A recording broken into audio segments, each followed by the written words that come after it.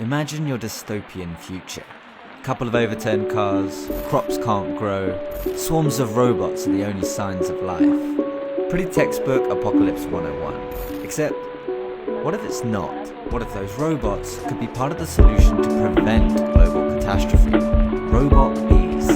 It's almost impossible to overstate the role that bees, actual bees, play in our world today. Nearly 75% of leading crops depend on animal pollination. Without them, we really would be heading for disaster.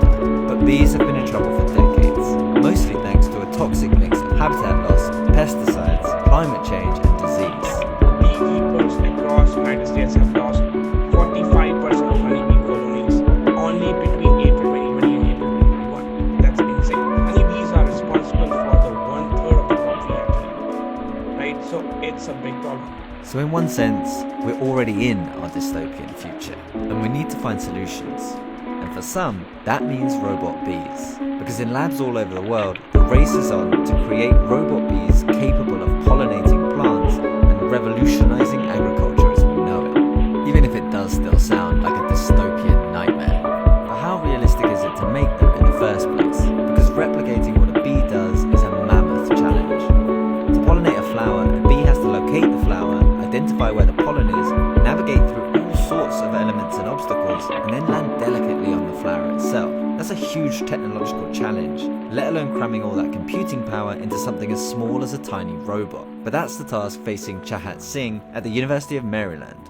We are at a stage where have the brain of a bee, but at the size of a hummingbird. So we can do pollination in the wild, but for a certain specific flowers. But what we want is to do pollination for all the flowers in the world, right? And generally, sunflower is like one of the biggest flowers that we can find. So if you want to pollinate the flowers which are very small, we have to build something which is as small as a honeybee, which is probably going to be like 100 in distance. Also taking on this robot bee challenge is Dr. Kevin Chen at MIT. If I look at the flower, it's just probably about a couple of centimeters. So I have to have very good precision for a robot to approach a flower, gently land on the flower, and with very careful control so that it doesn't fall off. So trying to land on flower, approach a flower is a very challenging control problem, but that's something we're actively solving right now. But the latest robot bees are already capable of some impressive feats. They can fly in all directions, detect and avoid predators, flip 360 degrees, well, sometimes, and they can already identify specific flowers to pollinate. So we have an AI framework and it goes and searches and detects these flowers. Once you know which flower you want to pollinate, it has a control policy which says, okay, I want to go down as close as possible. And on the bottom of the robot, there's a Velcro which extracts these pollinators. The next goal for Chahat and his team is to downsize this robot hummingbird closer to the size of a bee. But that's much easier said than done. Everything is a trade-off between computer power and size. And the major obstacle facing all robot bee pioneers is battery power on something so tiny. These drones currently have a battery life of about 5 to 7 minutes because of the current state of batteries we have. So one of the things that excites me, how do you come up with this cognitive design which is very similar to the mind of the bee to actually get things working on that small scale? Because you can't just take an artificial intelligence framework that works on a bigger drone and just downsize it. Near future, I would say I would definitely see the bees will be needed to work indoors, in which they will be tethered to a power supply. Thinking about deploying a lot of them in the wild and having them pollinate really requires us to solve energy or power challenge first. So we're really trying to either build more efficient bees, but also waiting for the next breakthrough in battery technology that allows us to have bees, artificial bees that can fly for a much longer time. But Chahat and his team do have an ingenious solution in the meantime. They're working on an autonomous robo-bee hive, where a massive robot mothership of a drone can fly to a tree, attach, and then deploy its smaller robo-bee babies out to pollinate. It's easier for the mother beehive to detect these tree branches because it has the entire depth maps that you see in most of the self-driving cars, right? So it goes and autonomously attaches or latches on and another bee commands these smaller bees. You find, you pollinate, and you come back to the bee. And these entire pipeline is autonomous, right? So if you have a field of about 1,000 flowers, we would need about 8 to 10 small robo bees, which can go around the field and pollinate 1,000 flowers in about 5 to 7 minutes. But if the goal is essentially robotic pollination, and the intricacies of both flight and power are proving so difficult, do we really need them to fly at all?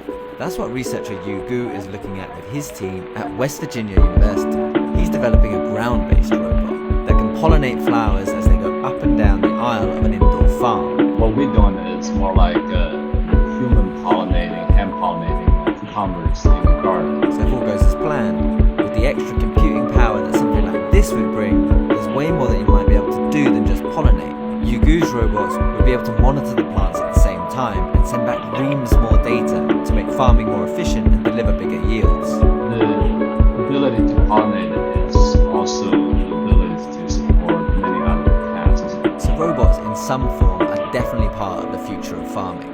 But let's go back to the robot bees. Say all goes perfectly well. We resolve the battery power problem. Robot bees are now capable of pollinating fields worth of crops at a time. But swarms of tiny robots that could fly anywhere, record information undetected, and be controlled remotely, what could possibly go wrong with that? Apart from it literally being a Black Mirror episode. If, say, I'm an evil scientist and I want to do spying on people, from a serious scientist perspective, if I really want to do that evil thing, I probably wouldn't take Robo-Bee as my first candidate to do this. If I build a rotary vehicle, the aerodynamic efficiency is much higher than flapping wing. Given the current engineering constraint, I probably build a smaller Quadro. So basically, there's better ways to spy on us. Great. Everything that the bee sees or anything that it sends is computed on the bee itself. And it's not sending these information to any other source and not relying on any other source to do this computation. That stops the risk of the hacking of these tiny drones. Marginally satisfying, although still relying on a fair bit of trust there. But personal security is not the only concern that people have raised. For a start, ecological waste and damage could be another unintended consequence. But it seems to me a bit of a flawed solution. They're going to break down, they're going to need maintaining. There's the risk of them being hacked into. Probably a much cheaper solution would be to look after real insects. We are the reason they're declining, and we could use fewer pesticides and leave more habitat for them. We often overlook the really obvious simple solution and instead try to invent some really complicated technological fix. There's certainly no replacement for actual bees. It's estimated that nearly 600 billion worth of global crops depend on pollinators such as bees to grow. They're absolutely essential to global food production, and saving them from collapse has to be a priority. But when it comes to robot bees, it's not exactly an either-or scenario, as the researchers are keen to stress. We have no intention of replacing bees. We are looking for a solution which could aid or help honeybees. I think, trying to build robotic prototypes of smaller insects help us to understand insects, and it can be beneficial for the biologists as well. Evolution has like 3.8 billion years of research and development. We should definitely learn from them. There are also other pollination scenarios where bees don't even exist in the first place, like here. We're also thinking about if you want to do assisted agriculture experiment in space. In those cases, of course, now you're using humans, like the astronaut will be doing pollination, etc. But hopefully we can automate that process. But it's not only about pollination for these robot bees. The researchers also dream of other exciting real-world applications. The scenario that I want to give is, for example, there's an earthquake and the building collapsed, and there are people who are trapped inside. Well, microscale robot can be very useful to search for how many people are trapped and where are those people trapped. And beyond search and rescue, they can also help us avoid other doomsday scenarios by going where humans struggle to reach, like inspecting weak spots in bridges or helping escape a nuclear meltdown. These tiny little beetles, they can go near the surface of these power plants and they can look for cracks and they can scan the entire thing to understand, okay, is there anything that needs to be repaired before we start this operation? So while swarms of robot bees might still be decades away, if they happen at all, it's clear that the technology is advancing rapidly. And although it's tempting to pitch bees against robot bees in some Hunger Games style winner takes all, that's not really the case. Actual bees are the real deal and need protecting. But robot bees may well have a part to play.